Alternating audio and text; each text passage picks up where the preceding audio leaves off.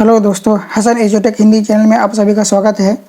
10th class के math के प्रश्नावली 1.3 के पहला क्वेश्चन है कि सिद्ध कीजिए कि √5 एक √5 एक अपरिमेय संख्या है।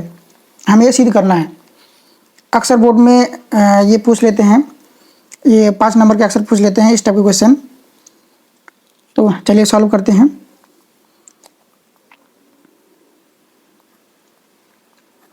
हमें बहुत कुछ इसमें एजम्पशन मानने होंगे और ये प्रूफ करने में लैंग्वेज का बहुत ज़्यादा गेम होता है। आपको लैंग्वेज से पूरा समझाना होता है कि ये कैसे हुआ।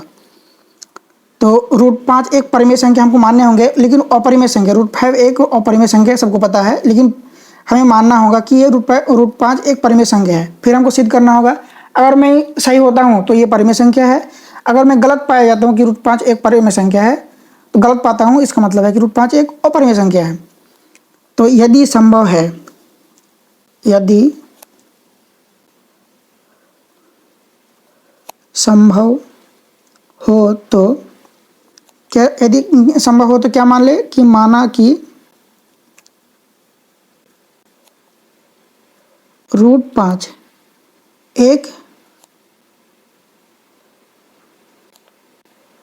परिमेय संख्या है ना। √5 एक परिमेय संख्या है, मैंने मान लिया। तो इसीलिए √5 को मैं क्या लिख सकता हूँ,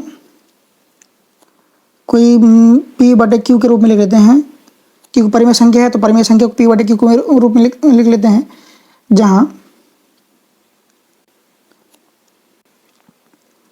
P और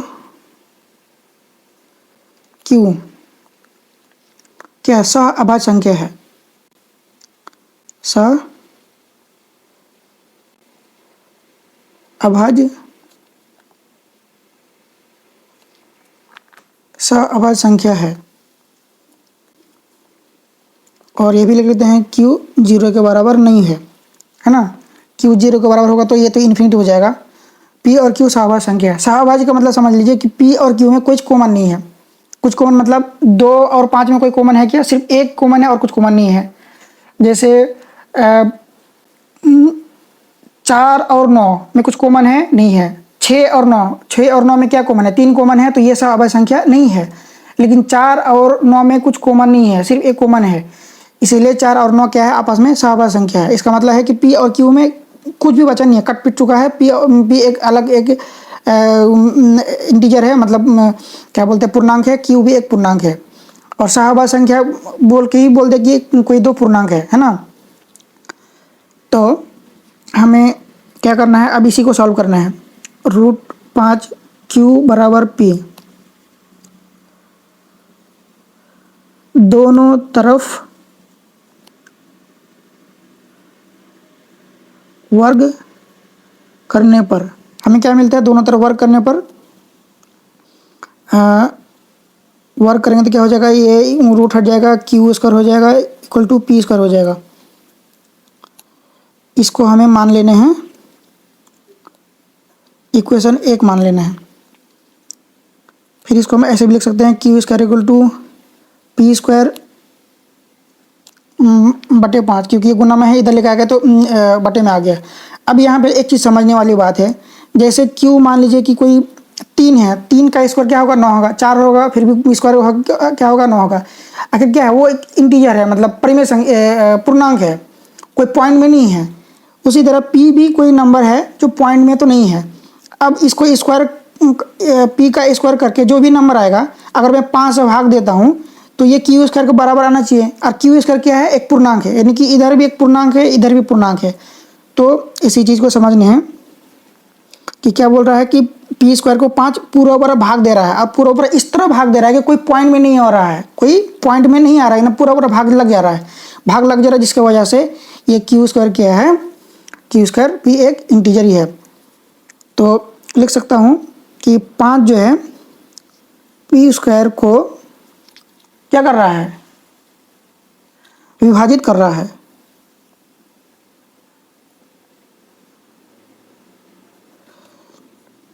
पाँच P² को विभाजित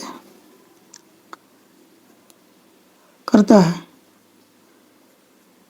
इसका मतलब ये हुआ कि ये 5 जो है पी को भी विभाजित करता होगा, पी को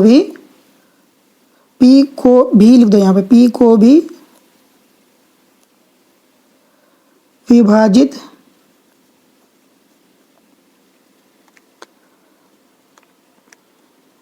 करेगा, पी को भी विभाजित करेगा।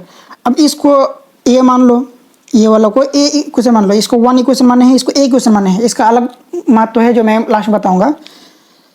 अब क्या मान लेते हैं कि पी को 5 जो है पी को भी विभाजित करता है, इसका मतलब ये हुआ कि पी जो है पी को 5 विभाजित कर रहा है। इसको कुछ नया चीज़ मान लो, के मान लो, मैं के मान लेता हूँ, यहाँ पर लिख दिया माना कि, फिर बड़ा कोमा देख लेते हैं कि के एक क्या पूर्णांक है, के एक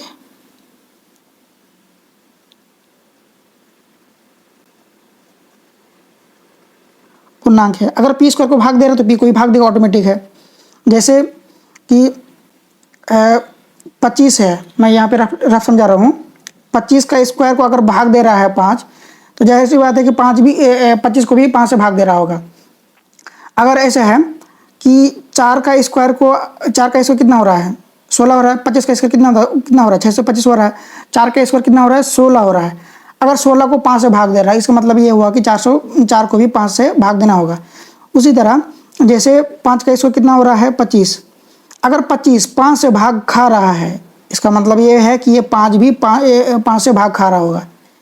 वही चीज़ यहाँ पे मैंने एक्सप्लेन की है। तो ये रफ में था, आप लोग नोट करना चाहे तो नोट कर लेना। क्या मान लिए, अब क्या करते हैं, P बराबर 5 के दोनों तरफ वर्क करते हैं,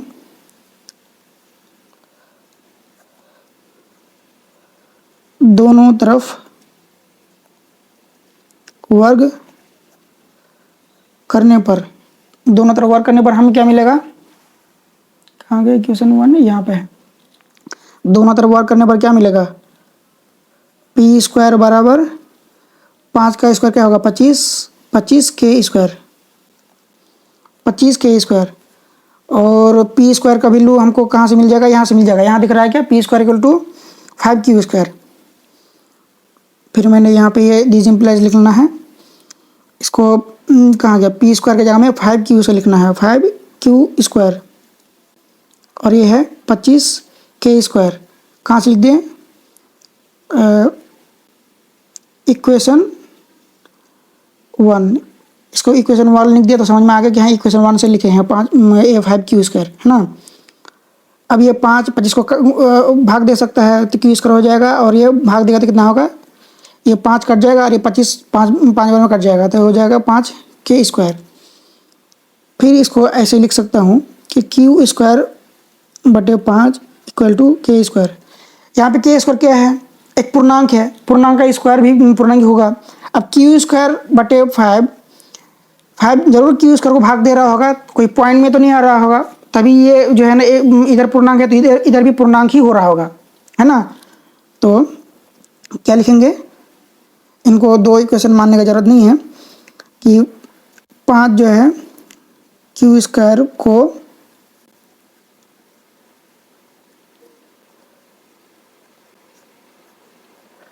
विभाजित करता है। फिर से इम्प्लाइज लिखेंगे, 5 क्यू को भी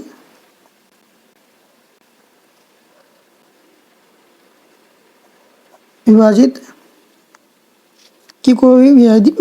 करेगा। ठीक है, इतने लिख दिए। अब इसको बी मान लेते हैं, इसको क्या मान लेते हैं, बी मान लेते हैं। यहाँ जो है 5 पी को विभाजित कर रहा था, ए मान लिया। यहाँ 5 जो है क्यू को भी विभाजित कर रहा है, ये बी मान लिया। अब यहाँ पे एक चीज़ समझने वाली बात है कि हमने माने थे कि पी और क्यू में कुछ भी कॉमन नहीं है। अगर पी 5 से भाग लग रहा है और क्यू भी 5 से भाग लग रहा है, इसका मतलब है कि पी से 5 कॉमन आएगा और क्यू से भी 5 कॉमन आएगा। लेकिन हमने माने थे कि पी और क्यू क्या है, सअभय संख्या है, मतलब दोनों में कुछ भी कॉमन नहीं है, है ना। तो यहाँ पे फिर से अब थोड़ा लैंग्वेज से स्पष्ट कर देते हैं कि अस्पष्टता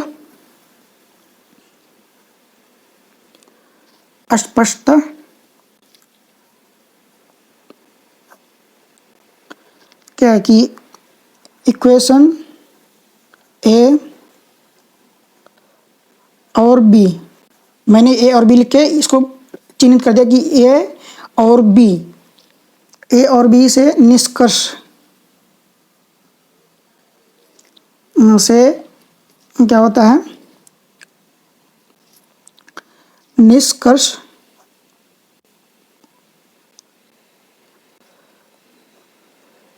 निकलता है कि P और Q कोमा 5 से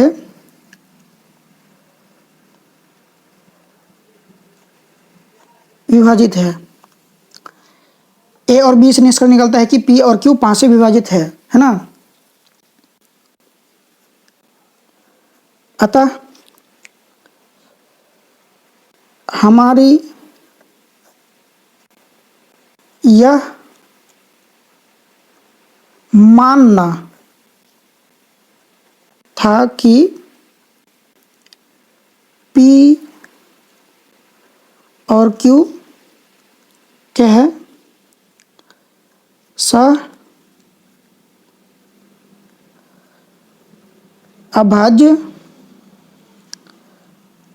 संख्या है, कोमा क्या है, वो गलत है, गलत निकल गया है ना। हमने माने थे कि P और Q सहअभाज्य संख्या है, वो गलत है, मेरा मानना क्या है, गलत निकल गया है ना। तो फिर लिख देंगे कि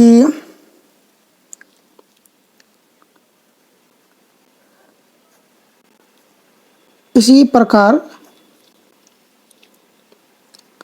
√5 1, हमने क्या माने थे, √5 1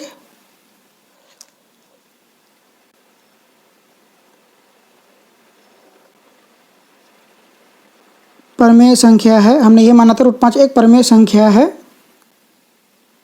क्या है, असत्य है, सत्य तो नहीं है, असत्य है। यहाँ जगह थोड़ा कमी हो गई, असत्य है, तो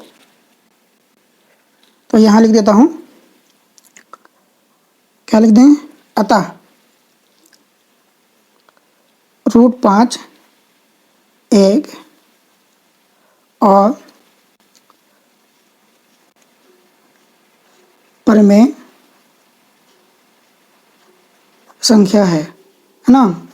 हमने प्रूव कर दिया कि √5 एक अपरिमेय संख्या है। तो चलिए, आप लोग समझ में आ गया है, समझ में आ गया तो पहले मेरे चैनल को सब्सक्राइब कर दीजिए, उसके साथ नोट करना शुरू करें। यहाँ से स्टार्ट है, दिख रहा है आप लोगों को, यहाँ से स्टार्ट है, आप लोग वीडियो को पॉज कर लीजिए और इसे नोट कर लीजिए। चलिए, यहाँ तक नोट कर लिए होंगे, फिर से आगे बढ़ा देता हूँ, फिर से आप लोग यहाँ तक वीडियो को पॉज कर लीजिए और नोट कर लीजिए। इसमें क्या है, भाषा ही याद करना है, ज़्यादा कुछ नहीं है। 5 नंबर के आते हैं, 1 2 नंबर के नहीं आता, 5 नंबर के आते हैं। ये भाषा के लिए ही वो 5 नंबर 6 नंबर दिए जाते हैं, है ना। फिर से वीडियो को पॉज कर लीजिए और इसे नोट कर लीजिए। चलिए, लास्ट लाइन भी मैं दिखा देता हूँ, और ये रहे आपके लास्ट लाइन, दिख रहा है क्या, बिल्कुल। तो चलिए, आप लोगों को समझ में आ गया होगा और चैनल को सब्सक्राइब भी कर दिया होंगे। तो चलिए, आज यहीं तक रहने देते हैं। जय हिंद।